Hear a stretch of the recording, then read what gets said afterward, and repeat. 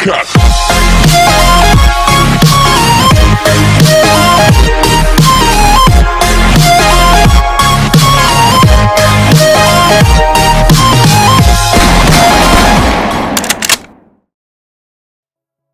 Salut, aujourd'hui dans ce tuto je vous montre comment monter un PC de A à Z. On va détailler les composants. Donc ici c'est une alimentation, la carte mère, le processeur, le ventirad, les barrettes de RAM, le SSD et le disque dur ou le HDD, la carte graphique et le boîtier.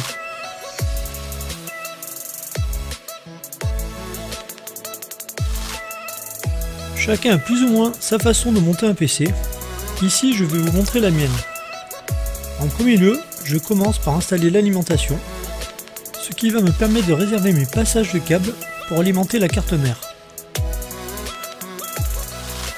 Selon les boîtiers, elle pourrait être placée différemment, soit tout en haut, soit tout en bas visible, ou ici, elle est cachée dans un habitacle.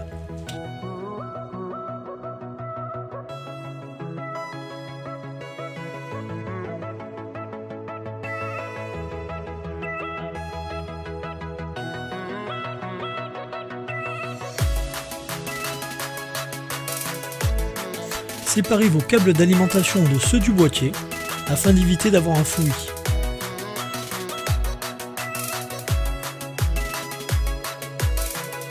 Il est préférable d'installer le processeur et son ventirad avant de placer l'ensemble dans le boîtier, et ce sera plus difficile par la suite.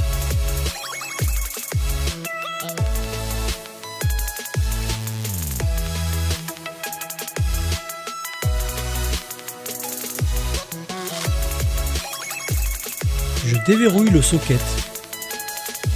C'est une carte mère et un processeur AMD. C'est un FX 8350 socket AM3+. Il y a un détrompeur sur le processeur. C'est ce petit triangle. Vous allez retrouver également ce petit triangle sur le socket. Il suffira de les faire correspondre. Contrairement à Intel, les processeurs AMD ont des pins en dessous. Il faudra le poser délicatement sur son socket en faisant attention de ne pas les tordre. Chez Intel, nous retrouverons également des détrompeurs et il n'y aura aucun risque car les processeurs n'ont pas de pin, c'est une surface lisse. J'applique maintenant la pâte thermique en déposant une petite boule de la taille d'un petit pois.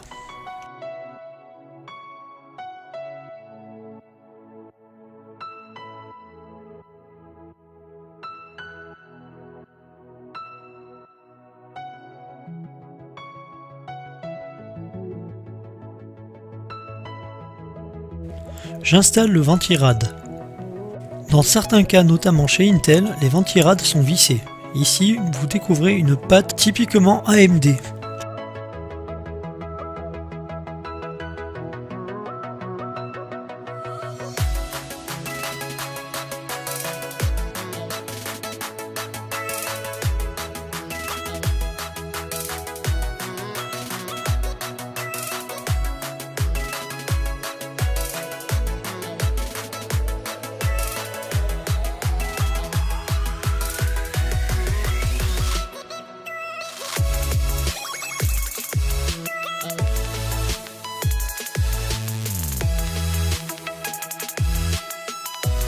Le ventirad est maintenant posé, je vais l'alimenter électriquement. Votre carte mère est équipée d'une prise spécifique pour le ventirad. Il est extrêmement important de la respecter car c'est elle qui va thermoréguler. Sur la majorité des cartes mères, il est écrit CPU fan. Si vous avez un doute, consultez la notice de la carte mère. Si vous ne l'avez pas, vous pouvez aller sur le site du constructeur en tapant la référence sur la carte mère. Je vais maintenant installer les barrettes de RAM. Les slots sont équipés de détrompeurs que vous devrez faire correspondre avec votre barrette. Vous ne pouvez pas vous tromper. Si cela ne rentre pas, ne forcez pas, retournez simplement votre barrette.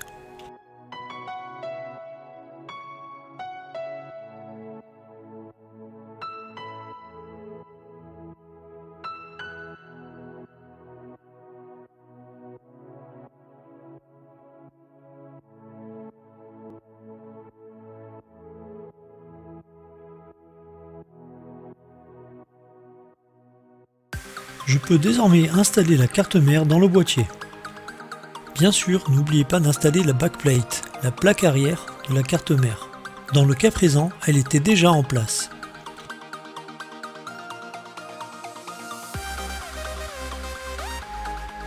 Faites correspondre les trous de vis de la carte mère avec ceux du boîtier.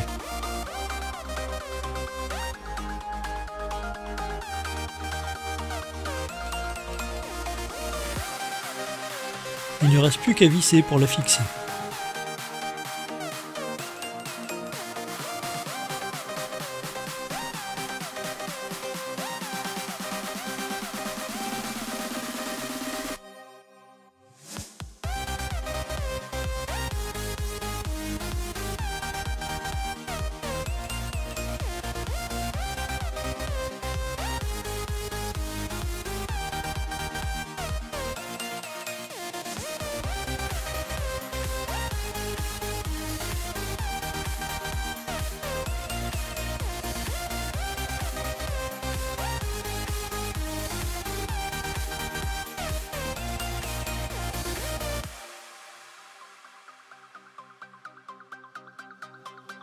Nous allons maintenant alimenter la carte mère. Je commence par l'ATX 24 broches. Il sert principalement à alimenter la carte mère.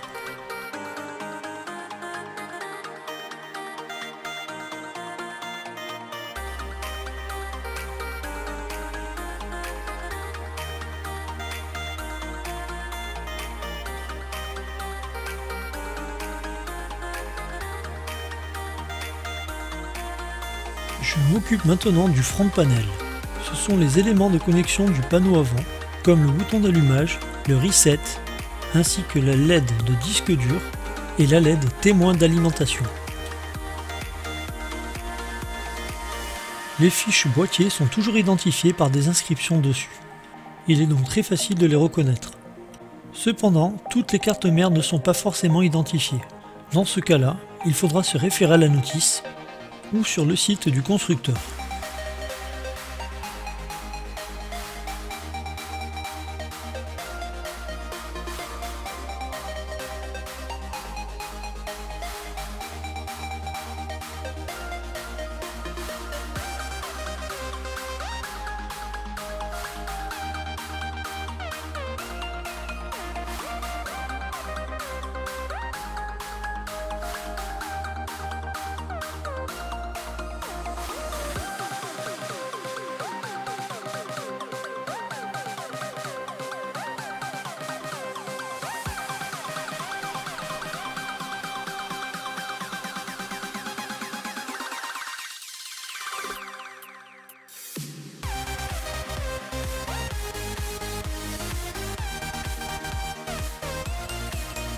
Je vais maintenant installer le SSD. C'est un disque magnétique qui a la particularité d'être beaucoup plus rapide qu'un disque dur. Je l'utilise ainsi pour le démarrage. C'est sur celui-ci que j'installerai le système d'exploitation. Cela donnera à votre PC un coup de fouet par un démarrage extrêmement rapide.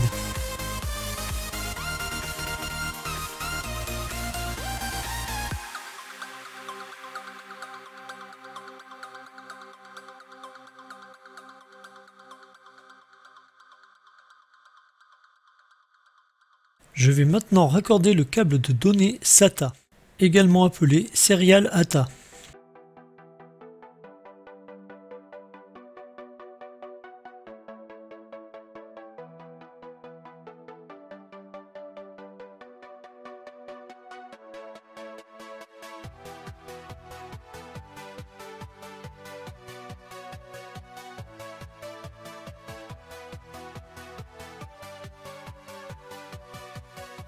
C'est par ce câble que seront traitées les données du SSD à la carte mère, qui les transmettra à son tour au processeur.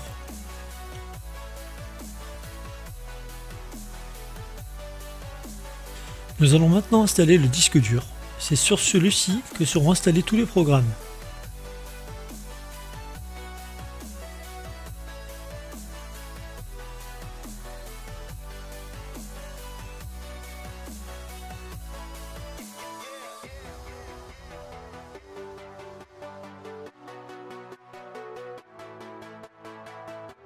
Le câblage sera le même que pour le SSD.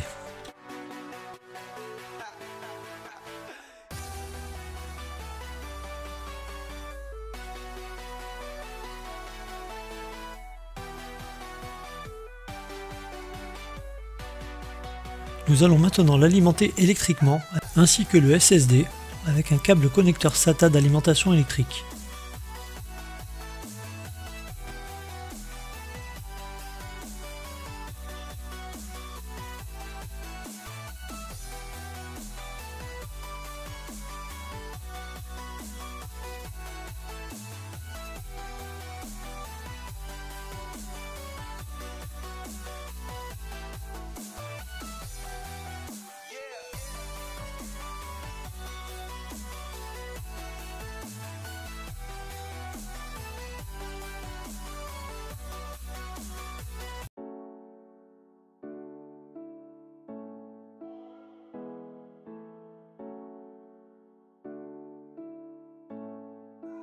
J'alimente les ventilateurs de façade du boîtier à la prise Molex de l'alimentation.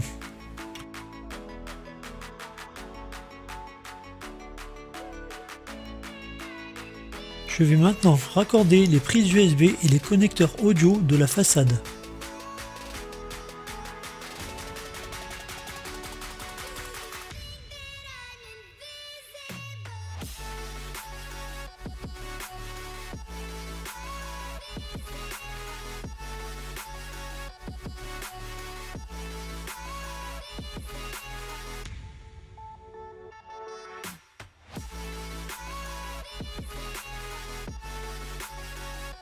Je raccorde maintenant la prise ATX P4 qui sert principalement à l'alimentation du processeur. C'est une ancienne carte mère. Désormais, elles sont pratiquement toutes en P8.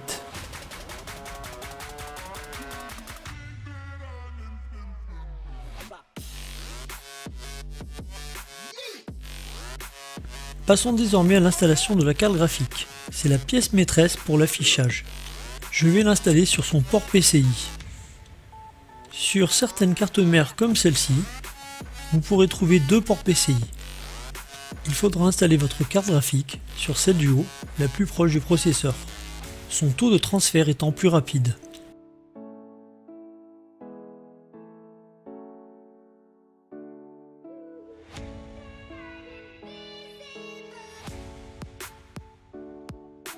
Nous allons maintenant alimenter la carte graphique.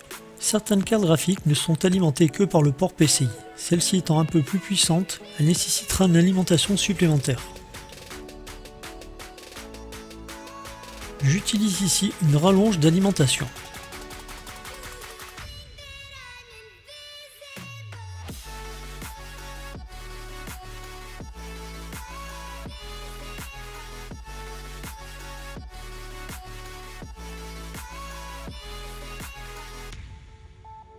Je connecte l'alimentation de ma carte graphique à une prise Molex de l'alimentation du PC.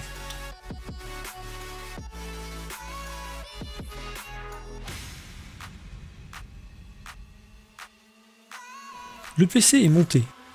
Il ne reste plus qu'à refermer le boîtier et vérifier qu'il s'allume bien.